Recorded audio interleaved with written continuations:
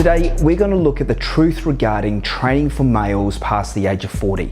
Personally, I feel this is an important topic to cover because for the most part, this age group is only provided very one-sided information. It seems like every 40-plus training workout that you come across in mainstream fitness magazines and media seem to treat the readers as guys who don't know what a dumbbell is and already have one foot in the grave. For the guys who are in shape, have been training for years and now have entered the 40-year-old bracket, well, they're left all on their own to try and work this aging stuff out. In this video, we're going to look at the main factors that any 40-plus male needs to be aware of and how they will hugely influence their success in the gym as each year passes. We're going to look at hormone levels, intelligent recovery, and appropriate yet effective training approaches.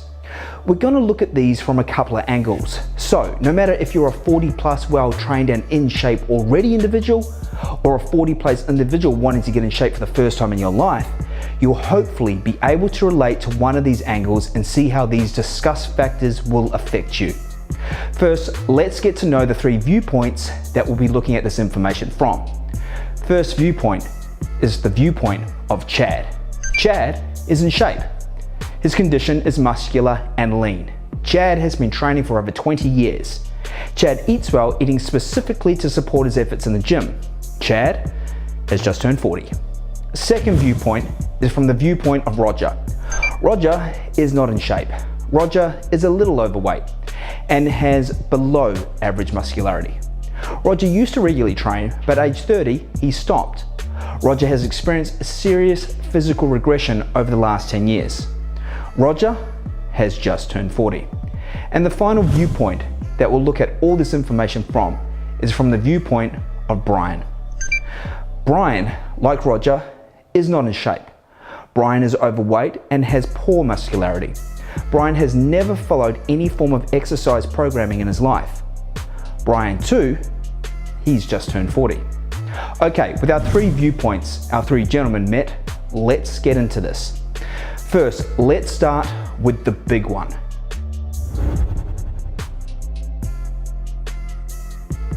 Testosterone. Testosterone is the primary male sex hormone. In male humans, testosterone plays a key role in the development of male reproductive tissue, as well as promoting secondary sexual characteristics such as increased muscle and bone mass. In addition, testosterone is involved in the health and well-being. Insignificant levels of testosterone in men lead to abnormalities. Now, as you age, your testosterone levels naturally decrease. From a 2008 meta-analysis, it's believed that after the age of 40, your testosterone levels are dropping by 1.6% naturally every year. Now, that 1.6 decline is if you're healthy. A 2002 study observed that those not in good health likely experience further accelerations of age-related declines in test levels.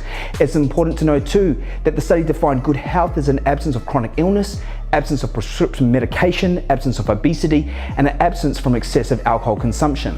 Now, from our three viewpoints, our three gentlemen, Chad is the only one that would likely fall into the healthy testosterone declining range, losing that 1.6% a year from now on if he remains healthy. Roger and Brian, as we said, are both overweight. Now, we're not saying they're obese, but that extra excess fat stores around their midsection isn't helping their test levels. And if we're talking about your average Western country 40-year-old out of shape male like Roger or Brian, some form of alcohol consumption no doubt is part of their weekly routine. Now, unfortunately, chances are out of the three of them, Chad, Roger and Brian, if anyone was on prescription medication at all, based on pure averages and probability, it would likely be Brian. All those factors are contributing to a faster, beyond natural declining of annual test levels for Roger and Brian. So what do these naturally declining and accelerated declining test levels mean for our three gentlemen wanting to stay in shape or get in shape? For Chad, as each year that passes, he's going to find it a little harder to hold his current lean muscle mass and hold his current level of lean body fat percentage.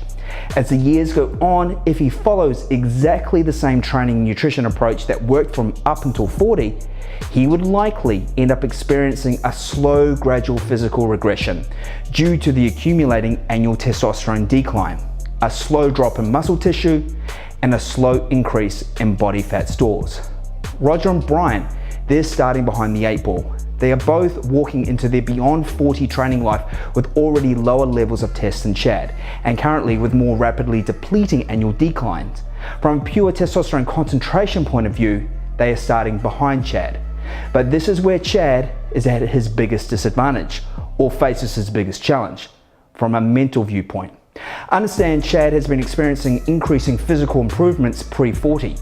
Roger, since he stopped training at 30, for a decade has been experiencing physical regression. And Brian, who has never followed any training, has been physically declining from way back when. Both Roger and Brian, if they exercise correctly along with good nutrition, will experience health improvements and will naturally experience improvements in their test levels.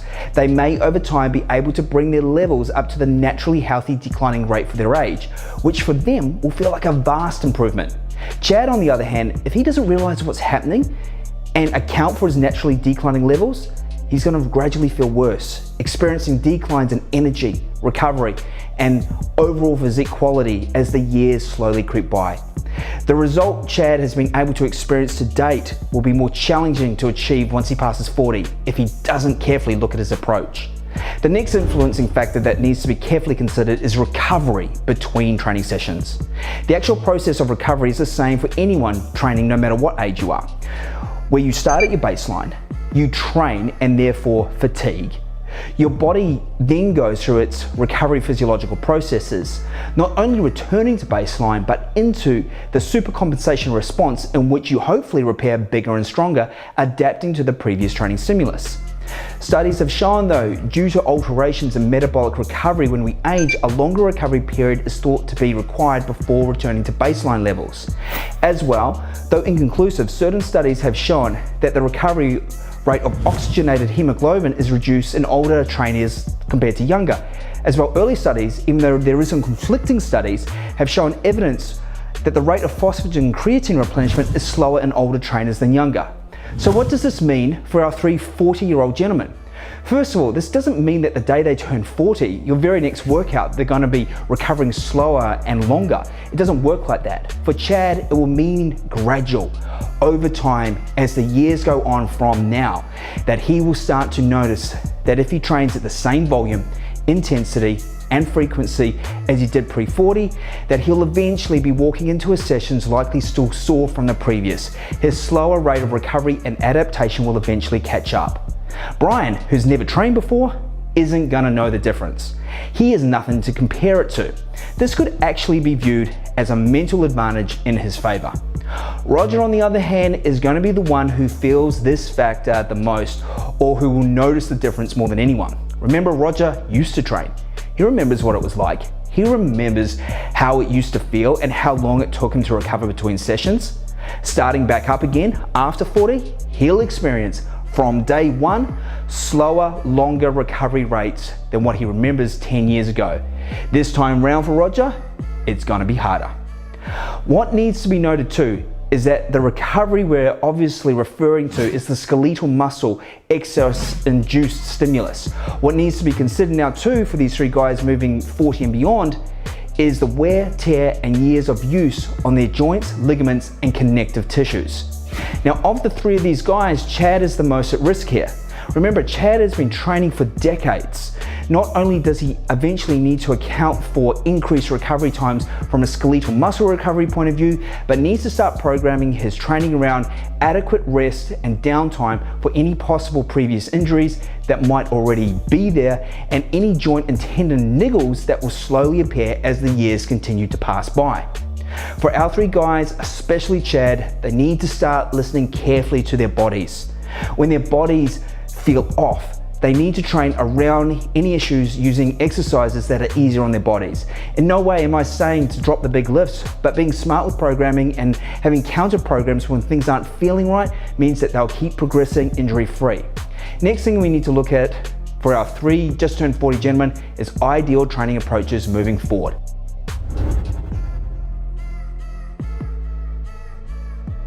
Let's take Brian with no training experience first. Brian needs an approach that includes both resistance and cardiovascular training. Brian's primary focus should be on losing extra unwanted body fat first. Lean muscle development initially should be a secondary focus. With Brian being able to rid his extra fat stores and make health improvements, his declining test levels will improve. This is where he'll experience, for the first time, via structured exercise and nutrition, improved energy levels. Now remember, Brian has never touched weights before. Even though he's 40, he's an absolute newbie to the weights training game. He will have no learned exercise movement patterns, so it requires a tailored training program to accommodate this fact. Initially, Brian's training needs to focus on establishing key movement patterns and getting familiar with his targeted muscles contracting under load. The truth, right out the start, is minimal body composition changes will be directly from Brian's efforts in the weights room. He'll mainly see improvements initially from his cardio and nutrition efforts. The payoff for the resistance training foundation work he puts in at the start will come a little later. Brian's weight training initially won't be at a point where overtraining will be a concern. So with that in mind, HIIT training is what Brian should be working towards incorporating as his method of cardio. Depending on just how unfit he is initially, low intensity steady state cardio can be what he starts on, but his first training program goal would be to improve his fitness levels enough to make HIIT cardio his primary cardio method of choice. From this, he'll experience improvements in aerobic fitness, further help improving movement patterns through the required explosive movements involved in his HIIT sessions, and even start teaching his muscles fast twitch muscle fibers to fire, something he probably hasn't experienced for decades. Eventually, once Brian's experience increases and his tailored program is always evolving to meet his rate of change, his weight training should eventually become the primary method for his future body composition changes. Now Roger, similar to Brian, through resistance training and cardio exercise, Roger's primary goal should be to lose the unwanted body fat he has present. And yes, while nutrition and the cardio is going to be the primary tools to make that happen for Roger, Roger has a little extra up his sleeve. Roger has a little something called muscle memory on his side. Remember, up until the age of 30, we're saying Roger regularly trained. During his years of resistance training, thanks to a regular physiological repair process, Roger will hold an increased volume of nuclei in his skeletal muscles to this day. Even though he's lost his muscularity and previous size over a decade ago, he hasn't lost the increased volume of nuclei.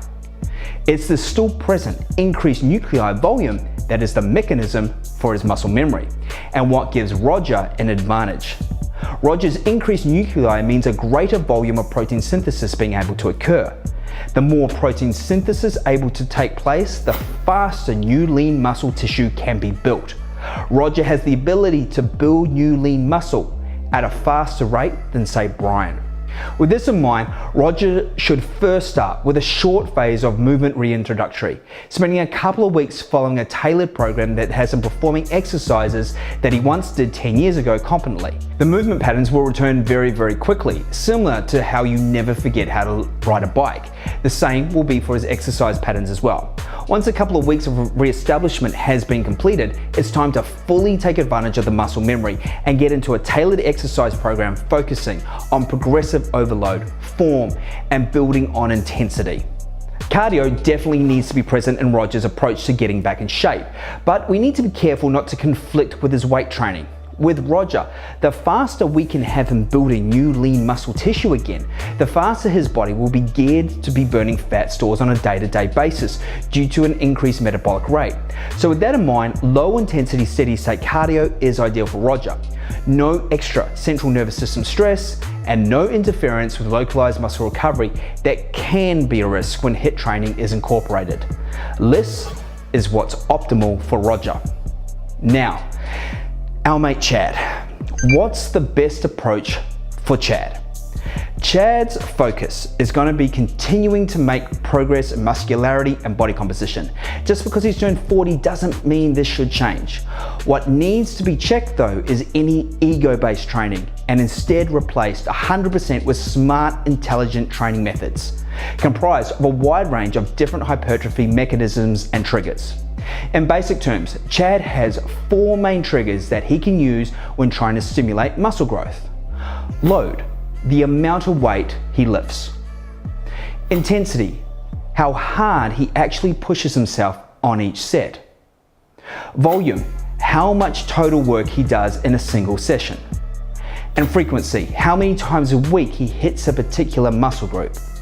What Chad needs to understand is all can't be set to high all of the time. But if they're set right, he can stimulate muscle growth effectively while minimizing risks. What I often do personally and for my clients experienced in over 40 like Chad is focus on the triggers intensity and frequency, while load and volume I'll prescribe much lower than what I would have been performing if I was designing their programs if they were younger. Now, for exercise prescription, like I mentioned earlier, while I don't drop the big lifts like the squats, deadlift, and weighted chins, they now don't take up the biggest percentage of your programming. I'll prescribe lower stress exercises because they allow me to have the client pushing the intensity up as much as possible with very minimum risk. As you get older, the two things that can do you in are obviously injury and recovery problems. Remember, no recovery, no growth. This switch in mindset can be hard to do for those who always loved lifting heavy and being the strongest in the gym.